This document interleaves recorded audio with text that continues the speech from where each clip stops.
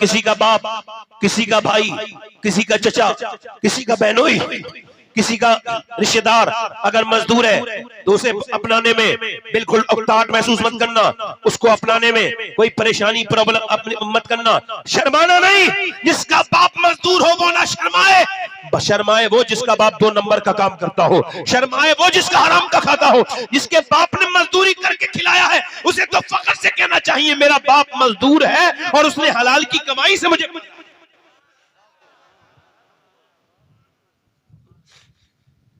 मौला अली कहते हैं कि फिर तीसरे दिन भी अच्छा 3 दिन के भूखे हैं मौला अली, और वो कितनी सख्त है आपका अल्लाह आपको मदीना दिखाए, वहां की धूप बड़ी सख्त है। मौला अली ने तीसरे दिन भी जो है ना बड़ी मेहनत की है और तीसरे दिन भी आकर के लेकर के आए हैं जो, और नबी की 3 दिन की भूखी ने जब चक्की चलाई होगी तो कैसे चलाई होगी। 3 दिन की भूखी सैयदा चक्की चला रही है। आज मेरी बहनें मेरी बेटियां सुने, आज वो कहती हैं हम तो ये हैं वो हैं, और उनको आजकल औरतों को जो है झगड़ों से फुर्सत नहीं, गीबतों से फुर्सत नहीं, बुराइयों से फुर्सत नहीं। एक मौला अली है फरमाते हैं कि एक दिन मैं अपने घर था तो फातिमा की तबीयत खराब थी, मुझे उन्होंने खाना दिया, रात का वक्त था, मैंने कहा फातिमा आराम कर लो, पूरी रात आप जागी रही हैं। आपने फरमाया ठीक है, मगर वो फातिमा पूरी रात इबादत करती नहीं। फजर के बाद मैं आया तो मैंने देखा वो रस्सी वो चक्की चला रही थी और चक्की के दस्ते पर उनके हाथ का हल्का सा खून लगा था। मैंने उनका हाथ हटाया तो हाथ में उनके जख्म थे। मैंने कहा फातिमा आपने पूरी रात इबादत की है, तबीयत भी खराब है, अब तो आराम कर लो। और हाथों में किस वजह से, चूंकि आप कुएं से पानी निकालती थी, मुलायम नाजुक हाथ थे सैयदा के,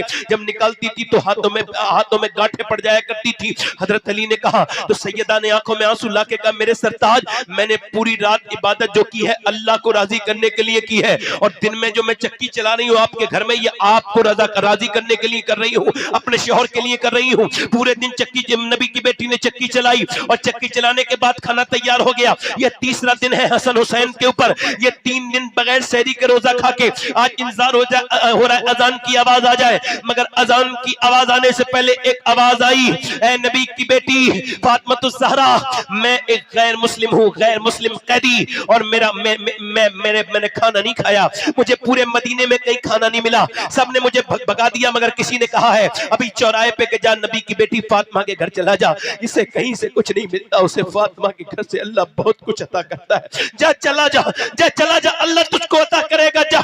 अल्लाहू अकबर। वो कहता है आपका नाम लेके आया हूं, क्या मुझे दे देंगी? 3 दिन की भूखी नबी की बेटी ने रोटी उठाई, हसन हुसैन ने भी उठाई, सबने खाना दे दिया, फिर पानी से 3 दिन का इफ्तार किया। 3 दिन का।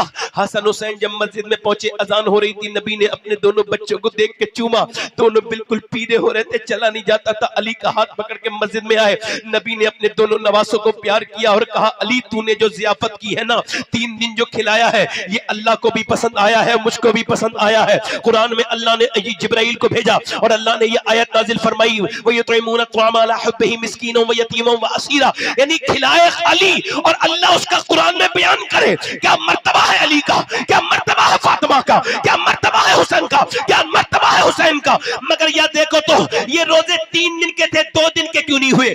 सैयदा ने मन्नत मांगी, 4 दिन की नहीं मांगी। मैंने पूछा है सैयदा क्यों? आवाज आई इस वजह से, मैं यजीद के लिए ये पैगाम देना चाहती थी फातिमा मदीने से कि अगर तू 3 दिन भूखा रखेगा हुसैन को तो मेरा बेटा तुझसे घबराएगा नहीं, क्योंकि उसकी मां ने मदीने में उसकी ट्रेनिंग करा के भेजा है।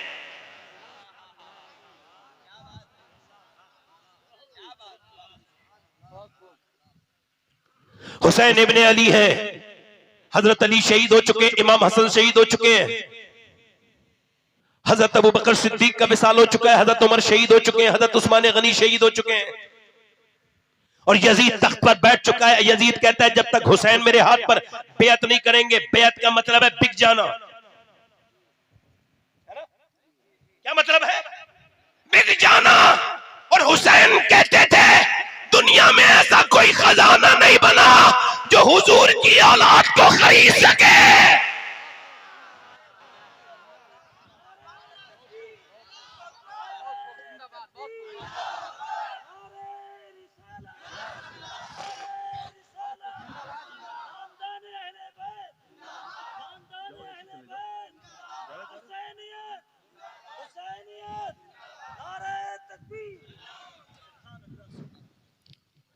अच्छा इधर देखो, एक चीज होती है तकदीर, क्या होती है बोलो?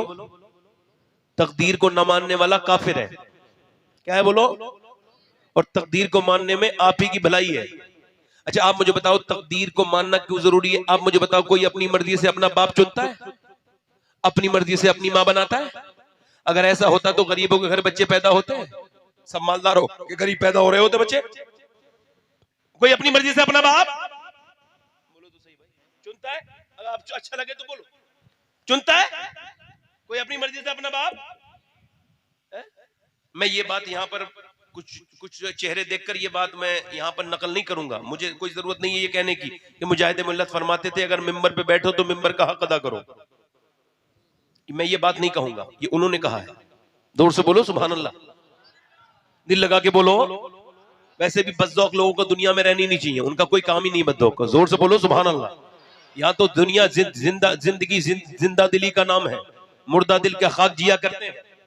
जहां भी गए ऐसे ऐसे लोग होते हैं। अब मेरी बात सुनो, मैं क्या कह रहा हूं आपसे, तवज्जो करना मेरी बात पर। कोई अपनी मर्जी से अपना बाप नहीं बनाता ना, अपनी माँ, अपना भाई, अपनी बहन, अपना नाना, अपनी नानी, कोई अपनी मर्जी से अपना बेटा, अपनी बेटी। मगर किसी का अगर बाप अच्छा है तो माँ अच्छी नहीं, किसी की माँ अच्छी है तो बाप अच्छा नहीं।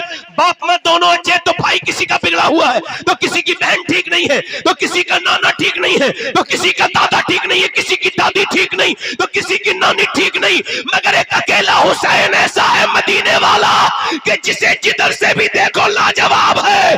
अल्लाह ने उसको भाई दिया तो इमाम हसन दिया जो जन्नती जवानों का सरदार है। उसकी बहन जैनब सारी अपनी जमाने की औरतों की सरदारा है।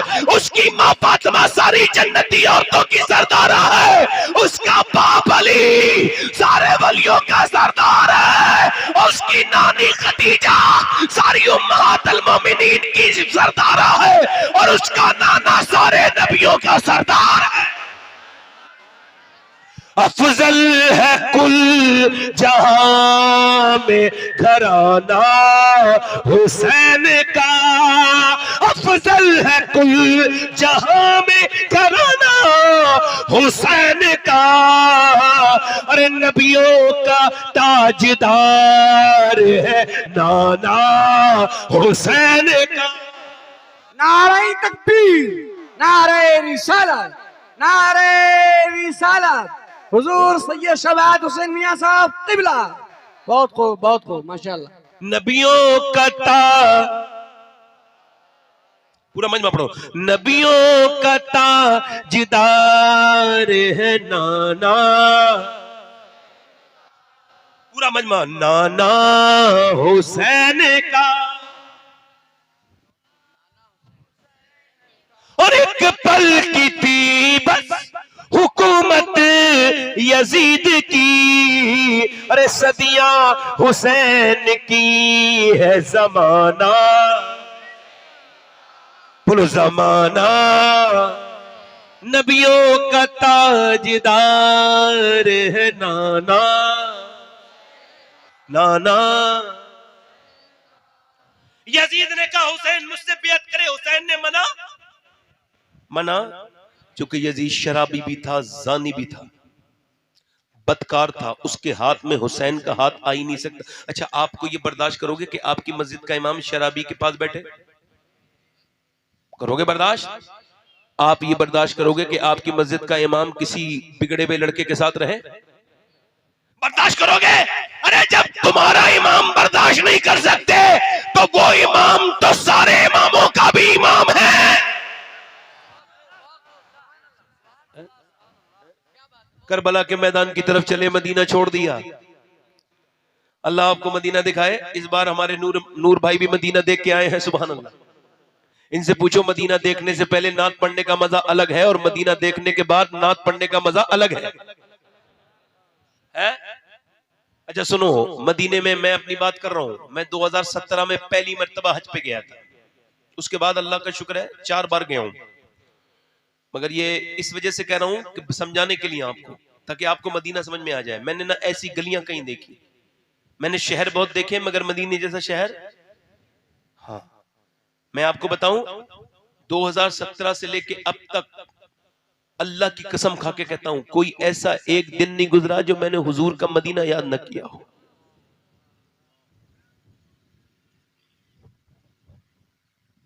अगर मुझे कुछ याद आता है तो मदीना याद आता है, वो जाली याद आती है, वो रोजा याद आता है, वो गुंबद याद आता है। कौन वहां आराम कर रहा है जो सारी उम्मत के बाप से ज्यादा मेहरबान है? कौन आराम कर रहा है जिसने पूरी रात हम गुनहगारों के लिए गुजारी है, दुआ रो रो करके? कोई गुनहगार जो हुजूर से मोहब्बत करता हो अपना दिल थोड़ा ना करे, अल्लाह ने चाहा तो अल्लाह उसको बख्शेगा। इमाम मदीना छोड़ते हैं, वो लोग कैसे छोड़ा होगा मदीना? मैं तो 8 दिन के लिए गया था, 10 दिन के लिए गया, तो दिल आज तक फटता है। मगर हुसैन तो पैदा भी वही हुए, खेले भी वही। कभी नाना के नबी, कभी हम तो हुजूर का रोजा देखते हैं, मगर हुसैन तो कभी नाना के कांधों पर है, कभी नाना की जबान चूस रहे हैं, कभी नाना की गोद में खेल रहे हैं, कभी नाना के मिंबर के पास जा रहे हैं। अल्लाह अकबर। कभी गौर तो करो, इस बात पर तवज्जो तो करो, हुसैन ने जब मदीना छोड़ा होगा, मदीना छोड़ दिया हुसैन ने, मदीना छोड़ दिया। मदीना छोड़ के हुसैन मक्के के आए, और मक्का छोड़ने के बाद इमाम को खत आए, इतने खत लिखे कूफे वालों ने कि इमाम फिर जो है वो कूफे की तरफ गए। और कूफे की तरफ जब गए, मगर कूफे में हजरत मुस्लिम को पहले भेजा था, उन्होंने कहा था अच्छी यहाँ पे हालात है, सब लोगों ने मेरी बैत कर ली। मगर इब्ने ज़ियाद ने, उबैदुल्लाह बिन ज़ियाद ने आकर के सब लोगों को बरगलाया, और कूफियों ने धोखा दे दिया, मुस्लिम को कत्ल कर दिया। इमाम रास्ते में जा रहे थे, अल्लाह अकबर, जरा किसी ने आकर के कहा, शायर ने, इमाम न जाओ, कूफे की तरफ न जाओ। कहा क्यों? कहना हुसैन न जाओ, तुम्हारे भाई मुस्लिम को हमने देखा है कि धोखा देके लटका दिया। कहा कूफे की बाजार में तुम्हारे भाई की लाश लटकी है। कहा ये बता मेरे भाई की लाश कहां थी, कल लटकी है? कहा ये बता झुका तो नहीं मेरा भाई? अगर नहीं झुका तो अहले बैत वही है, लटक सकते हैं मगर झुक नहीं सकते हैं।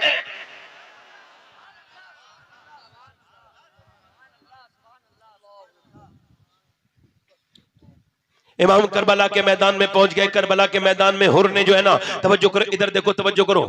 हुर कौन है? हुर बिन रियाही। इसने इमाम अली मकाम को रोका था, मगर इसके दिल में रहम आया। इसने कहा आप रात में निकल जाएं। पूरी रात घोड़े चले, काफिला चला, मगर फिर वही करबला। 3 दिन चला काफिला। लिखा है कि इमाम करबला के मैदान के बारे, अच्छा ये वही करबला है, मौला अली जब यहां आए तो बहुत रोए। किसी ने पूछा क्यों रोते हैं? कहने लगे मेरा बेटा हुसैन यहीं पे शहीद होगा, इसी जगह पे शहीद होगा। आला हजरत फरमाते हैं कौन ऐसा सुन्नी होगा जिसके दिल में वाक़या करबला का गम न हो और उसका दिल रंजीदा और आंख पुरनम न हो? कौन सा ऐसा सुन्नी होगा? फरमाते जिसके दिल में ये जो है ना शियाओं की तरह पीटना डोटना अच्छा नहीं, ये जो गम ना हो तो गम मनाना अच्छा, ये रिया में शामिल है, दिखावा है। मगर फरमाते जिसके दिल में इमाम हुसैन की करबला का गम ना हो, उसको बेगम नहीं रहना चाहिए, बल्कि इसका गम करना चाहिए कि उसके दिल में ये गम क्यों नहीं है। क्योंकि जिसके दिल में गम नहीं, उसका ईमान, उसकी मोहब्बत कामिल नहीं, और जिसकी मोहब्बत कामिल नहीं उसका ईमान नाकिस है। इमाम करबला के मैदान में पहुंच गए। कहां पहुंच गए बोलो?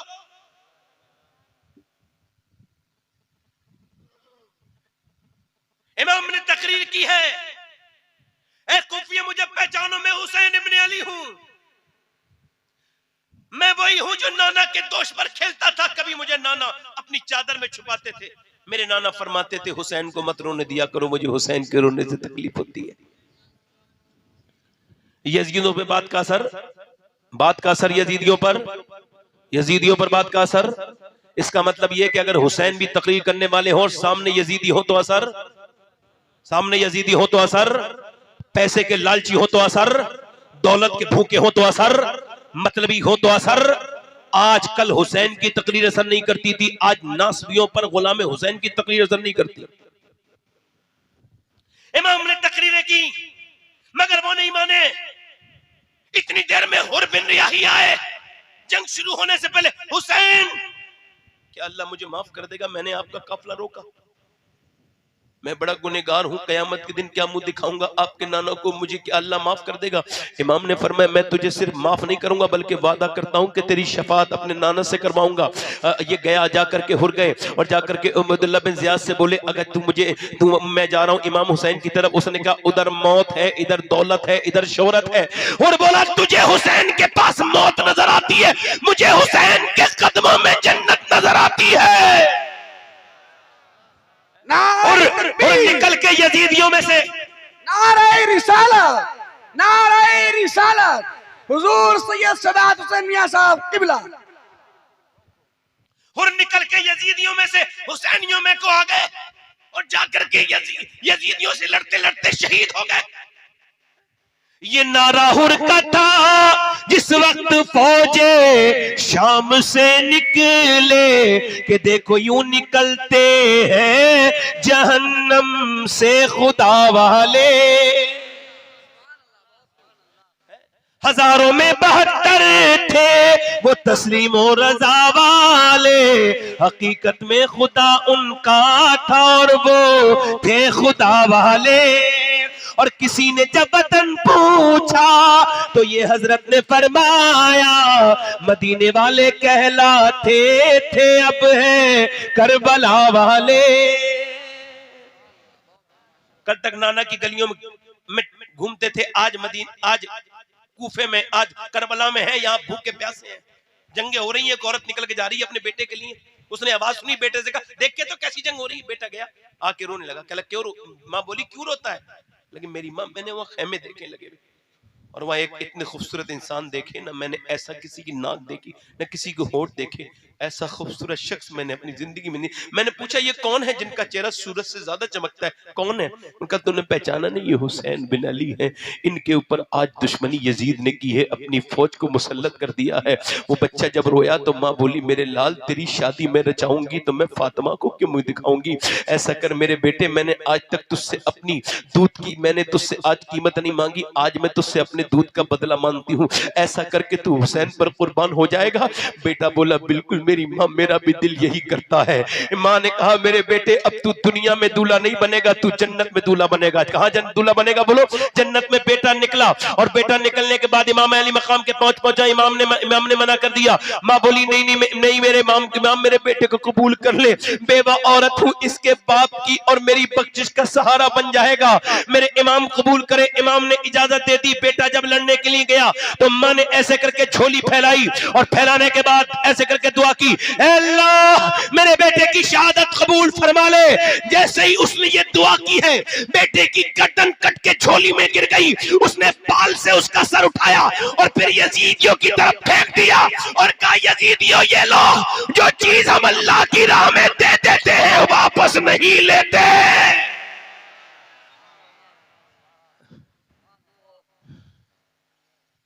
फिर इमाम का भतीजा गया हजरत सैयदना कासिम, इमाम हसन का बेटा।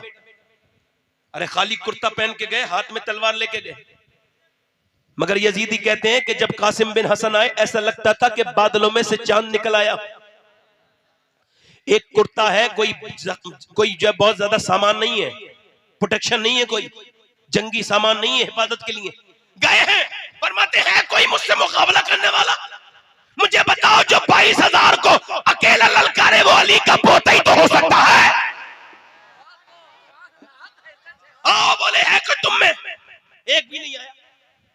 उसने कहा अर्जक पहलवान से शिमरने और उसने इब्ने साद ने जाके चला जाना। अर्जक बोला क्या मेरी बेइज्जती कराएगा?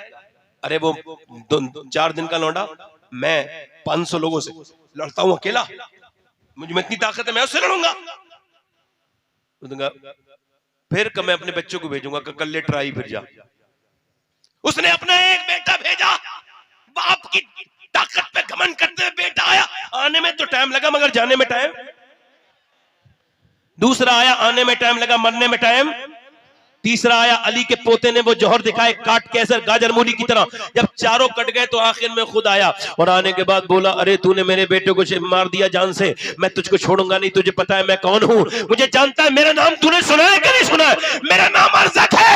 हजरत कासिम बोले मैंने तो तेरा नाम नहीं सुना मगर तूने मेरे दादा अली का नाम जरूर सुना होगा।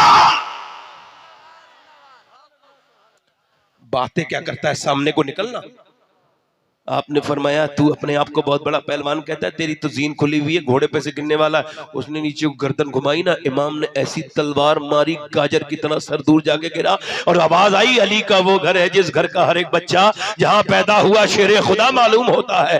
काटते काटते मेरे इमाम ने जो है ना, मेरे इमाम ने, मगर मियां अकेले कितनों से लड़ते, भाले आए, नेजे आए, इतने नेजे आए आप गिर गए नीचे को। और उसके बाद इमाम जब और लाशें उठाते थे तो आप अपनी बाजुओं में लेके आते थे, मगर इस लाश के लिए आपने चादर अपनी बिछाई, चादर, और चादर बिछाने के बाद फिर सर रखा, और सर रखने के बाद पूरा जिस्म के हिस्से रखे और फिर गठरी बंधाई और इमाम लेके चले गए खेमे की तरफ। फिर इमाम का एक बेटा सबसे आखिर में शहीद हुआ 18 साल का।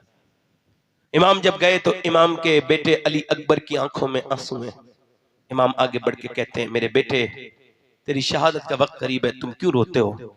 तो बेटा अपने बाप को देख के बोला, मेरे बाबा और कोई बात नहीं, आप अकेले रह जाएंगे, मेरे बाद मेरे अब्बा आप अकेले रह जाएंगे। बेटा जब रोया तो इमाम ने फरमाया, ना रोने का वक्त नहीं, तेरी दादी तुझे देखना चाहती हैं, जन्नत में तेरा इंतजार कर रही हैं, जा। तेरे दादा अली तुझे देखेंगे, तेरे नाना तुझको देखेंगे, मेरे नाना कौसर का जाम लिए खड़े हैं। इमाम ने अपने 18 साल की बेटे की मैयत को उठाया। जो जवान बेटे की मैयत पे न रोया वो हुसैन, खून से जिसने जमाने को धोया वो हुसैन। इमाम ने उठाया और उठाने के बाद चल दिए, और फिर उसके बाद 6 महीने के बेटे अली असगर को दफन कर दिया, जिनके तीर मारा गया था। वो उन्हें दफन क्यों किया? सिर्फ एक ही कब्र बनाई और कोई कब्र नहीं बनाई इमाम ने, सिर्फ अली असगर की कब्र बनाई। क्यों? उलमा लिखते हैं इस वजह से कि घोड़े दौड़े थे बाद में लाशों पर, अगर 6 महीने के अली असगर के ऊपर घोड़ा दौड़ जाता तो अल्लाह इस कौम को बर्बाद कर देता। इमाम फिर खेमे में गए, अपना पटका बांधा, अपनी तलवार ली, इमामा बांधा चले तो पीछे से जवान बेटे ने रोक लिया, बीमार है ज़ैनुल आबिदीन, लाठी टेक के आए, अब्बा मुझे बिठा दे घोड़े पर। जवान बेटे के होते में बाप जाएगा तो अच्छा नहीं लगेगा, मुझे जाने दे अब्बा। इमाम ने अपने बेटे के माथे को चूमा, कहा, मेरे बेटे मेरा इम्तिहान खत्म, तेरा शुरू है। तू मेरी नस्ल का अमीन है, तू मेरी अमानतों का अमीन है। मैं अपने सीने से सारे खजाने जो मुझे मेरे नाने ने दिए मैं तुझे देता हूं। इमाम ने अपने जवान बेटे को समझाया, फिर अपनी बीवियों की तरफ गए, का जा रहा हूं, रोना चीखना मत, चिल्लाना मत, मैं जा रहा हूं। सैयदा ज़ैनब ने कहा, किसके सहारे छोड़ के जा रहे हो भैया? कहा, जिसके सहारे इब्राहिम हाजरा को छोड़ के मक्के में आए थे, उसी रब के सहारे छोड़ के जा रहा हूं अपने खानदान को। इमाम ने दोनों हाथ उठा के दुआ की, अल्लाह मेरे अहले बैत की हिफाजत कर, मेरे घर वालों की। फिर इमाम ने जब घोड़े पे बैठे, घोड़ा नहीं चल रहा था क्योंकि छोटी वाली बच्ची ने, छोटी वाली बेटी ने इमाम हुसैन की अपने बाप के घोड़े के पांव पकड़ लिए थे, मगर घोड़ा चलने को तैयार नहीं। इमाम चलाते देखा, नीचे छोटी बच्ची नीचे उतर के अपनी बेटी को प्यार किया। अल्लाह अकबर, कैसे चला होगा? फातिमा के लाडले का आखिरी दीदार है, हश्र का हंगामा बरपा है, मयाने अहले बैत हूरें करती हैं, उरूसाने शहादत का सिंगार, खूबरू दूल्हा बना है हर ज़बाने अहले बैत, और अपना सौदा बेचकर बाजार सूना कर गए। कौन सी बस्ती बस्ती बसाई ताजराने अहले बैत। अल्लाह अकबर, जरा गौर, रज्म का मैदान बना, जलवा गाए हुस्न व इश्क, करबला में हो रहा है इम्तिहान अहले बैत। मेरा इमाम अपने घोड़े को लेकर निकला है। इमाम जब निकला है तो फिर इमाम बन के ही निकला है। घोड़े के सामने जो आता है उसे काटते चले जाते हैं, मगर कब तक वो बुज़दिल आप सामने आना बंद हो गए। उन्होंने दूर से तीर चलाए, किसी की हिम्मत नहीं थी शेर खुदा के बेटे के सामने आता। वो एक कई हजार थे, 20,000 से ज्यादा थे, मगर फिर भी आते नहीं थे। इमाम ने जो है ना, इमाम ने जब उनके तलवार से मुकाबला नहीं कर पाए, तीर मारे, पहला तीर इमाम के सीने में लगा। आपने उस तीर को निकाल रहे थे, रोने की आवाज आई, पलट के खेमे पे गए। क्या ज़ैनब रोई थी? बहन ने कहा, हाँ मेरे भाई, जब तेरे सीने पे तीर लगते देखा है तो बहन रो गई। इस वजह से मेरे भाई तुम मेरे साथ थे, मैंने सारी परेशानी झेल ली, मैं अकेले कैसे झेलूंगी? आप तो इमाम ने कहा, मेरी बहन ज़ैनब, जब तारीख लिखी जाएगी तो खाली हुसैन की नहीं लिखी जाएगी, तारीख ज़ैनब की भी लिखी जाएगी। उस ज़ैनब की लिखी जाएगी जिसने अपने भाई पे सब कुछ कुर्बान कर दिया। दुनिया में बहनें तो बहुत आई हैं और आएंगी, मगर ज़ैनब जैसे फातिमा की तरह कोई बेटी नहीं है, वैसे ही ज़ैनब तेरी तरह दुनिया में कोई बहन नहीं आएगी जैसी तू वफादार बहन है। ऐ मेरी बहन, अभी तूने अभी एक तीर लगते देखा है, मेरी लाश पर तू घोड़े दौड़ते देखेगी। मेरी बहन सब्र करना, मेरी बहन सब्र करना। इमाम ने अपनी बहन को समझाया, उसके बाद वापस फिर गए। अब जब वापस गए तो फिर तीर मारे गए, 1 2 3 नहीं 10,000 लोग जब एक भूखे प्यासे की तरफ तीर मारे, एक इंसान के तीर मारे, बोलो कहां कहां लगेगा तीर? कोई जगह ऐसी बची नहीं थी। एक तीर आपके सीने में लगा था, उसको निकाल रहे थे कि माथे पे आके दूसरा तीर लग गया। आपने उसको भी निकाला, अल्लाह अकबर, आपने उसको भी निकाला। और निकालने के बाद फिर आप हटे तो इतने तीर आए कि आपके हाथ के अंदर की जो पकड़ है वो कमजोर हो गई। शहादत का वक्त करीब आ गया। आपके नेज़ों के जख्म पूरे जिस्म पे कोई हिस्सा ऐसा नहीं जहाँ इमाम के, मेरे आका के जहां जख्म नहीं आए।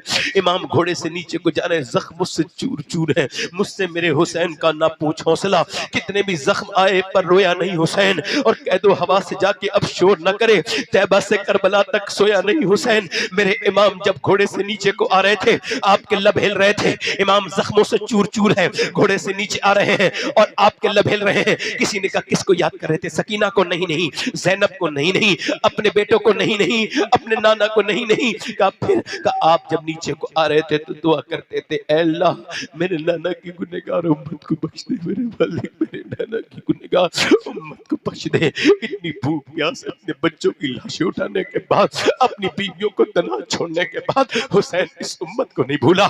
इस उम्मत के लिए हुसैन ने दुआ की है। मगर आज ये हुसैन के मानने वाले तो बिल्कुल भूल गए। इन्होंने नमाजें छोड़ दी। इमाम ऊपर से नीचे आए हैं, ऊपर से नीचे आए हैं, और जब नीचे आए हैं तो आपने सर सजदे में रख दिया है। नमाज पढ़ चुके थे मगर ये सजदा शुक्र था। ऊपर आपके सजदे में है, आपके ऊपर से शिमर ने खंजर चलाना शुरू कर दिया। नीचे आप अल्लाह की हमद बयान कर रहे हैं।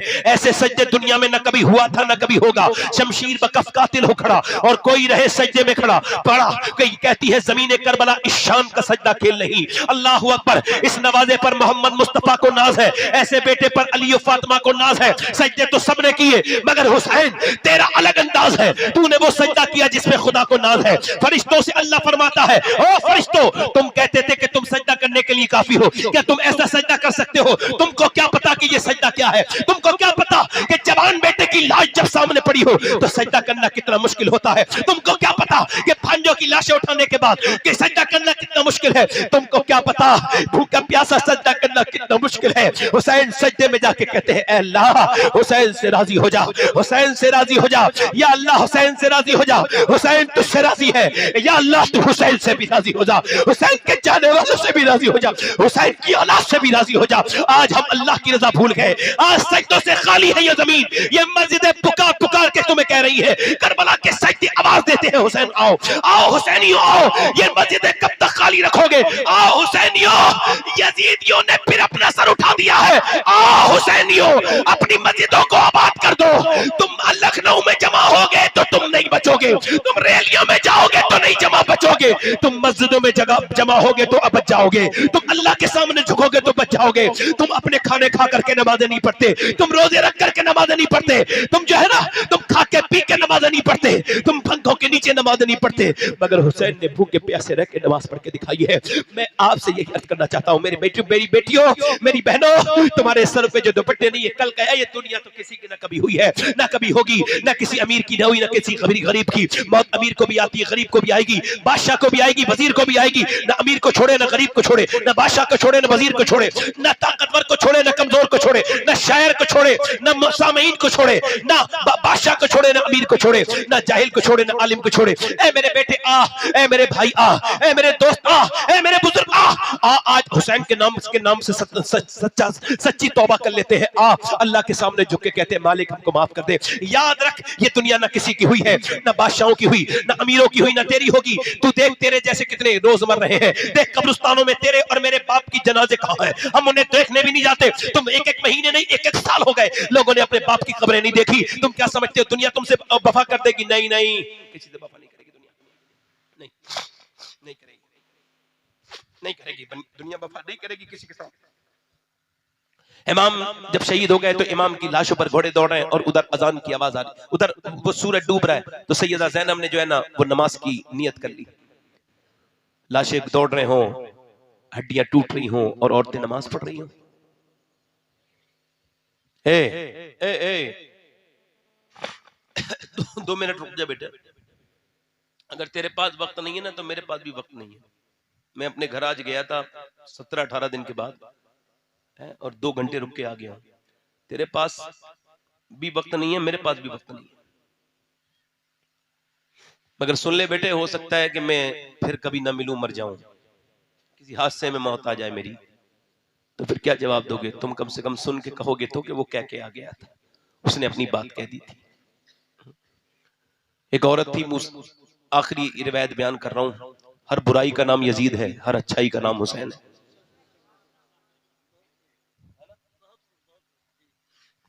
हर आवारगी का नाम यजीद है और हर मुहज्जब इंसान का नाम हुसैन है। एक औरत थी बनी इसराइल में, नौजवानों के लिए रिवायत बयान कर रहा हूं। इतनी खूबसूरत, अल्लाह ने इतना हुस्न दिया जो देखता दीवाना हो जाता। उसके चेहरे का हुस्न ऐसा था जो देख के पागल हो जाए, दीवाना हो जाए। उसने बहुत जल्दी लोगों को अपना गुलाम बना लिया। अमीर लोग उसके पास रातें गुजारने आने लगे और दौलतमंद इतनी हो गई कि बड़ा घर बनाया। दिन में बुक करती थी ग्राहक और सुबह दूसरे दिन में बुक करती थी, रात को उनको टाइम देती थी। 1 महीने के बाद किसी का टाइम 2 महीने के बाद आ रहा है। पैसे बहुत हाई फाई उसकी कीमत थी, यानी धंधा बहुत ज्यादा खतरनाक कर रही थी। एक दिन एक नेक आदमी गुजर के जा रहा था, वो दुल्हन बन के बैठती थी फंसाने के लिए लोगों को। जब इसने उसको देखा तो देखते ही रह गया। नेक, अल्लाह का नेक बंदा। 1 महीने दुआ की, अल्लाह उस औरत से बचा, नहीं बचा। यानी शुरुआत होती है आंखों से, जिना की। हजरत सैयदना मुजद्दिद फिसानी फरमाते हैं कि जिना की शुरुआत आंखों से होती है। आंखें देखती हैं, दिल पसंद करता है और शर्मगा इस फेले बद को कर जाती है, और शर्मगा इस फेले बद को कर जाती है। कितना बुरा काम है ये, हराम काम जिना। जानी जहन्नम में है। जानियों को जहन्नमियों की शर्मगाहों की पीप पिलाई जाएगी जब इनको प्यास लगेगी तो। हाँ। वो 1 महीने तक दुआ करता रहा, अल्लाह बचा ले। आखिर उसने अपना सारा कुछ बेच दिया, घर का सब कुछ बेच दिया, सब कुछ बेच दिया, घर का सब कुछ बेच दिया उसने, कुछ नहीं छोड़ा। और उस औरत के पास जाके बोला मुझे रात का टाइम दो। उसने कहा फला दिन आ जाना। ठीक है, वो गया, कमरे में बैठी थी अकेली तन्हा। ये उसके पास गया, खुशबू से मुअत्तर कमरा था, हसीना थी, ये भी जवान था। आगे जाके ना इसने उसका हाथ पकड़ना चाहा तो कांपने लगा हाथ, और ये पसीने में नहा गया, उठा जाने लगा। उस औरत ने कहा कहां जा रहा है? तूने पैसे दिए? कहा मेरी तबीयत खराब हो गई। क्या सही बात बता वरना जाने ही नहीं दूंगी। उसने कहा अच्छा सही बात बताऊं? हाँ सही बात यह है कि रात को मैं सजदा करता हूं तब भी अल्लाह देखता है, तेरा हाथ पकड़ रहा था तब भी सोचा अल्लाह देख रहा है, बस अल्लाह देख रहा है। जब आपने गंदी चीज मोबाइल में लिखी है तो अल्लाह ने देख लिया है। जब गंदा वीडियो आपने देखा ना मोबाइल में तो अल्लाह ने आपके, जरा सोचो तो आपका रब आपको देख रहा है। ये आंखें उसकी हैं, आपकी नहीं है भाई, उसने आपको दी है उसी की। हाँ, उसकी आंखों से उसके खिलाफ काम करते हो। वो बोला मैं जा रहा हूं, मुझे डर लग रहा है, मेरा अल्लाह देख रहा है, मैं ये बुरा काम नहीं करूंगा। कांपने लगा, चला गया। वो तो चला गया मगर इस औरत के दिल में बीज बो गया तौबा का। कहने लगी ए मेरे मालिक, एक दिन आया था, मैं तो हमेशा की गुनहगार, पूरी पूरी रात मैंने गुनाह किए हैं, कितनी जिंदगी में गुनाह किए हैं, मैं कैसे माफ होंगी। उसने अब किसी ने कहा मूसा के पास चला जा। मूसा तकरीर कर रहे थे, वो आई, वो मूसा से किसी औरत आदमी ने कहा वो औरत आपसे मिलना चाहती है। एक तो बुरी औरत का नाम उसने बीच मेंबर में ले दिया। इमाम मूसा ने कहा भाग, उसे भगाओ यहाँ से। आपने जब भगाया और वो औरत दरवाजा बंद करके अपने घर में रो के बोली मालिक मूसा ने तो भगा दिया मगर ये बता तू भगाएगा तो कहाँ जाऊंगी। जमी भी खुदा की, जमा भी खुदा का, मकीनो मकान ला मकान भी खुदा का, गुनाहगार बंदे कहाँ जा सकेंगे खुदा की खुदाई से बाहर निकल के। अल्लाह अकबर, जरा गौर तो करें, तवज्जो करें, मेरी तरफ गौर करें। अल्लाह अकबर, मेरी तरफ गौर करें। मैं आपसे अर्ज कर रहा हूँ मेरे दोस्तों, मेरे भाइयों। वो औरत कहने लगी मालिक मुझको माफ कर दे मेरे मालिक, अगर मेरे जैसा गुनहगार कोई नहीं तो तेरे जैसा करीम भी कोई नहीं है। अगर मेरे गुनाहों की कोई हद नहीं है तो तेरे करम की भी कोई हद नहीं है। मुझको माफ कर दे, मेरी खता माफ कर दे मालिक। वो रोई, ऐसा रोई कि दरवाजे पे दस्तक होने लगी, और जब उसके आंसू बह रहे थे बोली नहीं खोलूंगी दरवाजा। मगर दरवाजा फिर जोर से धक्का हुआ तो उसने दरवाजा खोला, सामने मूसा अलैहिस्सलाम खड़े थे। कहने लगी आपने तो मुझे भगा दिया था, आप क्यों आए हैं? मूसा बोले मुझको क्या खबर थी कि अभी जिब्राइल को अल्लाह ने भेजा है और कहा है उस औरत से कह देना वो जो छुप छुप के रोई है ना, उसके आंसुओं से उसके अल्लाह ने उसके सारे गुनाह माफ कर दिए। बोली एक बार में? हाँ।